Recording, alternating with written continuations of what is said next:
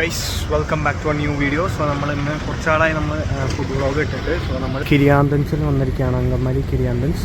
So അടിപൊളി കടയാണെന്ന് പറയാൻ കേട്ടു. സോ എന്താ നമുക്ക് ഫുഡ് കഴിച്ചിട്ട് എങ്ങനെയാണെന്ന് നോക്കാം.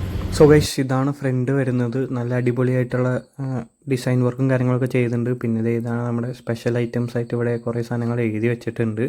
അപ്പോൾ അങ്ങനെ നമ്മൾ ഉള്ളിലേക്ക് എൻ്റർ ചെയ്യുമ്പോൾ നല്ലൊരു അടിപൊളി ആംബിയൻസ് ഒക്കെ ആയിട്ടുള്ളൊരു സംഭവമാണ്. സോ അങ്ങനെ നമുക്ക് മെനു കാർഡ് കിട്ടിയിട്ടുണ്ട്. മെനു കാർഡ് കൂടാതെ വേറൊരു അഡീഷണൽ കാർഡും കൂടി കിട്ടിയിട്ടുണ്ട്. അപ്പോൾ നമ്മൾ ചിക്കൻ സീസർ സാലഡ് വേണം പറയാമെന്ന് വിചാരിച്ചു. അങ്ങനെ നമ്മൾ ആദ്യം പറഞ്ഞ സൂപ്പ്, കോൺ സൂപ്പ് വന്നിട്ടുണ്ട്. സൂപ്പ് കുഴപ്പമുണ്ടായില്ല, പക്ഷേ പ്രതീക്ഷിച്ച അത്രയൊരു ഇതുണ്ടായിരുന്നില്ല. പിന്നെ ഇത് നമ്മുടെ സീസർ സാലഡ് വന്നിട്ടുണ്ട്. കാണാൻ പ്രസൻറ്റേഷനും കാര്യങ്ങളൊക്കെ അടിപൊളിയായിട്ടുണ്ട്, പക്ഷേ കാണുമ്പോൾ തന്നെ ലെറ്റ്യൂസിൻ്റെ അളവ് ഭയങ്കര കുറവായിട്ട് തോന്നി.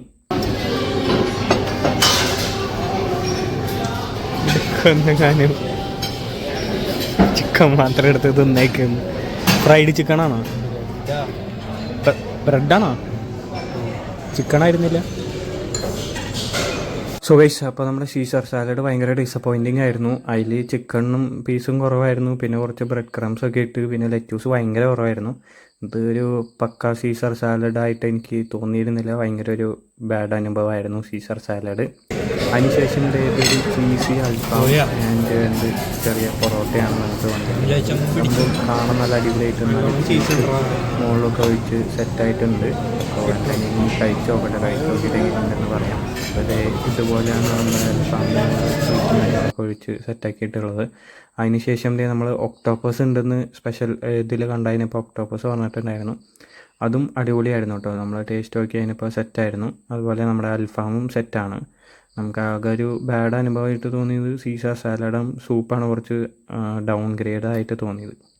ഗൈസ് അപ്പോൾ നമ്മൾ ഒക്ടോപ്പസ് കഴിച്ച് നോക്കിയിട്ടുള്ള എൻ്റെ റിയാക്ഷനാണ് നിങ്ങൾ കാണാൻ പോകുന്നത്. കണ്ടതായിരുന്നു എൻ്റെ റിയാക്ഷൻ. പിന്നെ ഇതാണ് നമ്മുടെ ചീസി അൽഫാം. സോ ചീസ് മുകളിലൊക്കെ വന്നിട്ട് നല്ല അടിപൊളിയായിട്ട് ഒരു പിസ്സ കഴിക്കുന്നതിൻ്റെ ഒരു സെറ്റപ്പിലൊക്കെ നല്ല അടിപൊളിയായിട്ട് ചീസ് ഒഴിച്ച് നല്ല സോഫ്റ്റൊക്കെ ആയിരുന്നു നമ്മുടെ അൽഫാം. സോ അത് എനിക്ക് നല്ലോണം ഇഷ്ടപ്പെട്ടു. ഒരു പുതിയ ഐറ്റമായിട്ട് തോന്നി. അവരുടെ ഒരു സിഗ്നേച്ചർ ഐറ്റം പോലെ നമുക്ക് പറയാൻ പറ്റുന്ന രീതിയിൽ സെറ്റായിരുന്നു. പിന്നെ അവിടെ ഒരു അടിപൊളി ചട്നി ഉണ്ടായിരുന്നു. ഒരു മാങ്ങയൊക്കെ ഇട്ട് മിക്സ് ചെയ്തിട്ടുള്ളൊരു ചട്നി. അതിന് ശേഷം പിന്നെ നമ്മൾ പറഞ്ഞിട്ടുണ്ടായിരുന്നു കിഴി പൊറോട്ടയാണ്.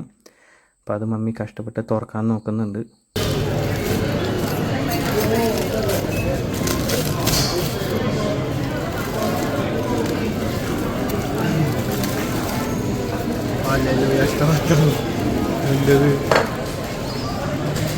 ഗൈസൊക്കെ പൊറോട്ട തുറന്നു നോക്കിയാൽ നമ്മൾ പ്രതീക്ഷിച്ചകാട്ടും ക്വാണ്ടിറ്റി ഉണ്ട്.